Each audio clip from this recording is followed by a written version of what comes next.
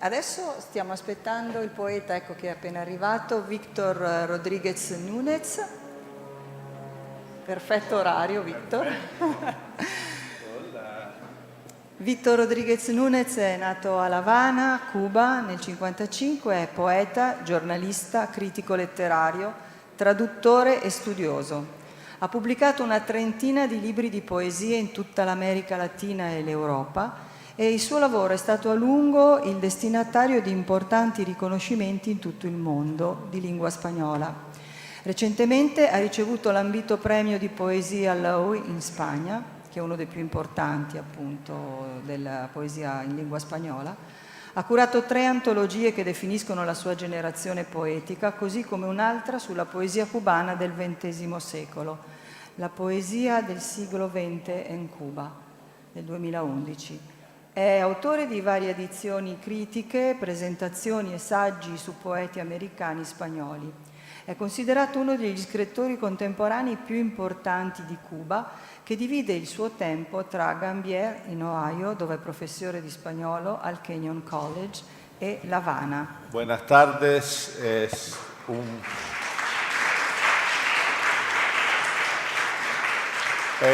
un placer estar aquí. Muchas gracias a Laura, a todos los que hacen posible este maravilloso festival en este lugar realmente maravilloso, ¿no? Yo tengo ganas de mirar para allá y no para aquí. Pero bueno, tengo que hacer mi trabajo. Entrada. No sé por qué camino, pero he llegado aquí, hasta este raro sitio sin casas ni paisaje, este lugar desnudo de las piedras al alma donde el mundo germina.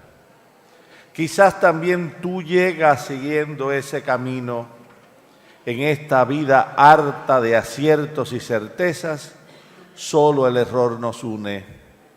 La poesía es el reino de los equivocados.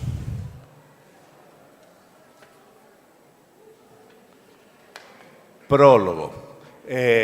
Antes quiero contarles una pequeña historia. Yo crecí en una casa sin libros, ni siquiera la Biblia. Era una familia campesina muy pobre, cubana, y eso no quiere decir que crecí en una casa sin poesía. La poesía estaba en las historias que contaba mi abuela. De todas las historias que contaba mi abuela, mi historia preferida era la historia cuando ella narraba la aparición del cometa Halley en 1911. Cuando yo era un joven en busca de una identidad, que quería ser un escritor pero no sabía si iba a serlo o no, leí muchas biografías y autobiografías de poetas. Y de todas esas autobiografías, la más importante fue La Arboleda Perdida del gran poeta español Rafael Alberti. Allí Alberti narraba la aparición del cometa Halley en 1911 con las mismas palabras de mi abuela. Era un plagio. Y desde entonces vi la relación entre mi vida y la poesía. Prólogo a La Arboleda Perdida de Rafael Alberti. Cuando el cometa Halley, ese viejo maleante de los cielos, cruzó a navajazos el vientre de la noche, mi abuela, que aún no era la abuela de nadie en este mundo, soñó tener su limpia cabellera y puso en el mortero 6 huevos de gorrión que volvió, quién sabe cómo, polvo enamorado, para rehacer su rostro húmedo a la triste manera de la luna. Pero en otro rincón de este planeta que gira como un enjambre de avispas, cuando el cometa Halley guardaba ensangrentada de noche su navaja, un niño gaditano con ojos de bahía quiso peinar la rauda cabellera del cielo con su tridente de marinero en tierra firme. Ha tenido que pasar desesperado el siglo, han cicatrizado las heridas de la noche, El niño no es el niño, sino un viejo poeta del destierro que regresa. La abuela no es la abuela, sino una abeja que aguijonea el alma a otro niño que peina en el recuerdo la limpia cabellera de una noche del mundo.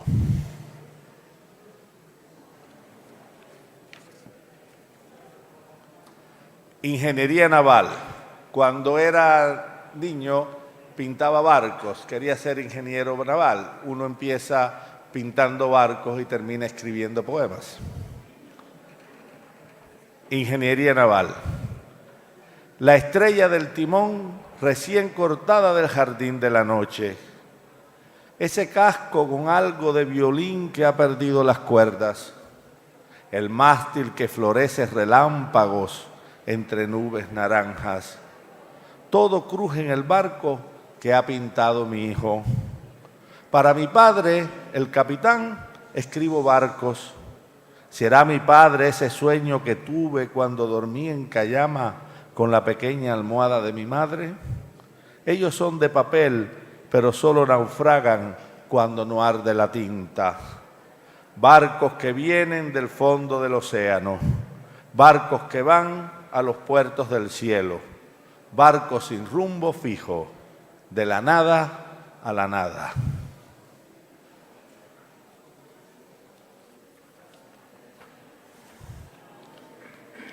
Arte poética, como pregunta. La poesía no siempre se debe tomar en serio. Saqué unos ojos miopes, una nariz bisiesta, unos labios que no puedo juntar, un pelo de camello, más un cuerpo de atleta retirado. También el mal genio de mi padre, el dolor en el lado de mi madre, el lunar sospechoso de mi abuela, el cólico nefrítico de todos y hasta las fiebres constantes de mi hijo. Razones que me obligan a tener mala opinión de la belleza.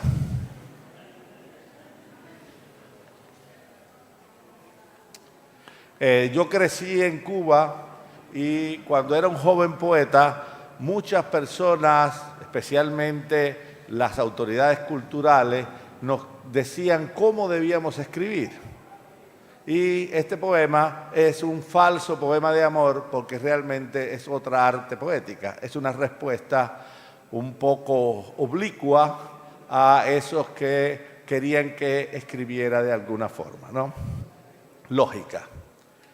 Si he pensado, cuando faltan las nubes y cae algo así como polen solar, que un poema puede ser una muchacha, ha sido en esencia porque ese mismo poema también puede ser una fábrica. Sobre todas las cosas, si la fábrica es una muchacha sonando sus sirenas contra el mundo, tendida a toda máquina sobre la hierba, vapor, ternura, sueños, quemando los aceites más dulces, más difíciles, para fundir una vez más la vida y así, lógicamente, demostrar, cuando las nubes se cargan de polen madurado con luz, que un poema puede ser, ante todo, un poema.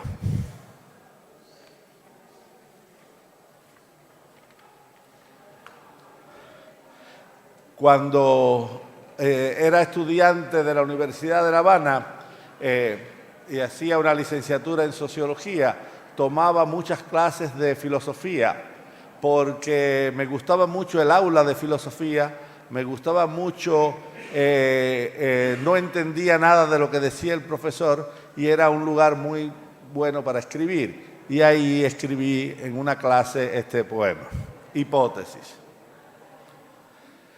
Pensaba Ptolomeo que el mundo era como el ojo de ciertas mujeres, una esfera de húmedos cristales en que cada astro describe una órbita perfecta sin pasiones, mareas o catástrofes.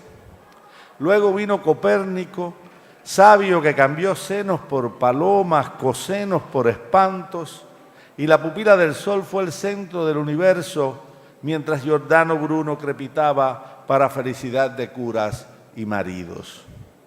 Entonces Galileo, estudiando a fondo el corazón de las muchachas, naufragó en el buen vino, luz aglutinada por el sol, violó estrellas que no eran de cine y antes de morir sobre la cola de un cometa sentenció que el amor era infinito.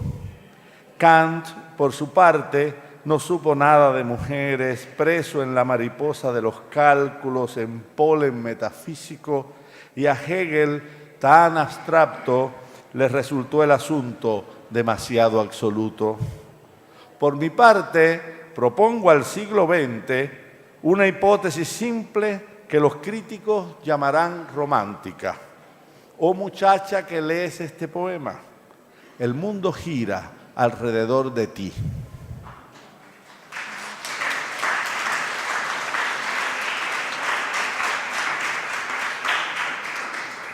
Yo vivo fuera de Cuba, pero no soy un exiliado político. Vivo fuera de Cuba porque me gusta vivir fuera. Y uno de los lugares donde he vivido ha sido en Colombia.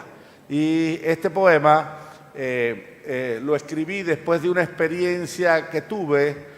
Una tarde iba cruzando un parque y venían unos niños de la calle jugando con una pelota de fútbol. Realmente me di cuenta que venían a asaltarme y mi única defensa era ponerme a jugar fútbol con ellos. Y estuvimos ahí jugando fútbol y nos divertimos muchísimo. Y entonces cuando ya me iba, les pregunté, ¿ustedes iban a asaltarme? Y me dijeron, claro que sí. ¿Y por qué no me asaltaron? Dice, porque usted es muy simpático y juega muy mal al fútbol. Y entonces escribí este poema bogotano. Yo juego fútbol con mis asesinos, les disputo el balón, gano tiempo y espacio, arriesgo esta jugada individual. Arracimado sobre el pasto tenaz de este parque escogido, los gamines se sacuden el polvo que Dios echó en su alma y se bañan con sol. El de ruana molida busca en la bolsa plástica el aliento de la felicidad y el que tiene las costillas al aire caza como un gorrión migajitas de pan entre la hierba. Yo juego fútbol con mis asesinos. Me pasaron la bola y pruebo el arco. Hay más niebla en los huesos que en las calles.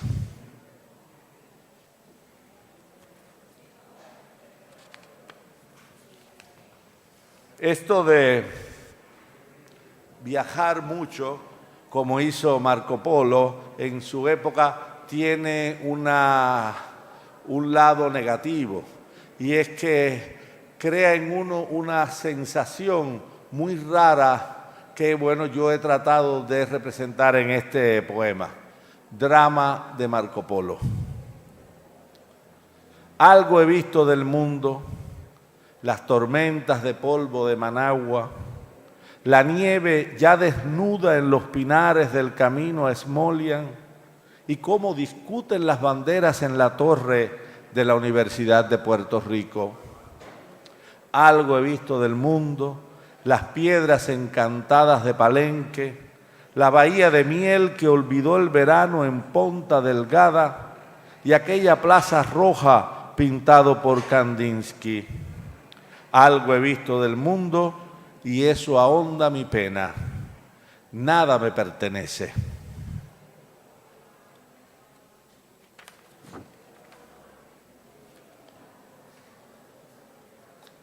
Confirmaciones. El menor de mis hijos, que aún no sabe su nombre ni caminar derecho a medianoche en la más alta fiebre, canta. Es doble este camino, la razón y la fe. Tengo fe en la razón impura. Comprendo las razones de la fe de los herejes. Entre el hecho y la duda cruzan ambos caminos y al partir regresamos. Danza mi rosa ebria, desprevenida, sin vergüenza del sol. La olvido en el sendero que comienza en tus manos y sin más vueltas me lleva hasta mí. Las preguntas son tigres que acechan junto al río. Las respuestas, ciervos inalcanzables. Mi mucha sed te ahogue y náufrago en el polvo, espera cualquier cosa menos resignación.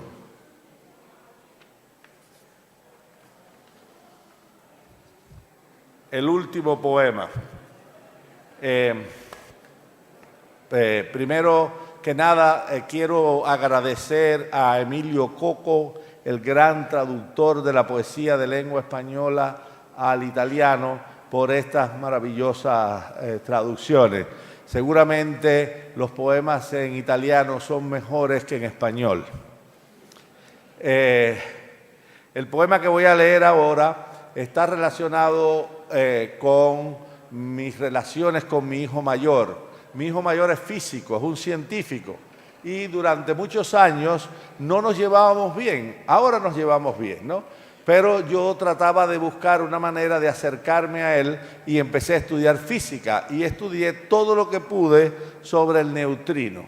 Escribí este poema, se lo llevé y me dice: papá, debes estudiar más, no tienes toda la información de eso. Por eso el poema no está dedicado a él, sino a Jesús Sepúlveda, que es un muy buen poeta chileno al que le gusta el poema.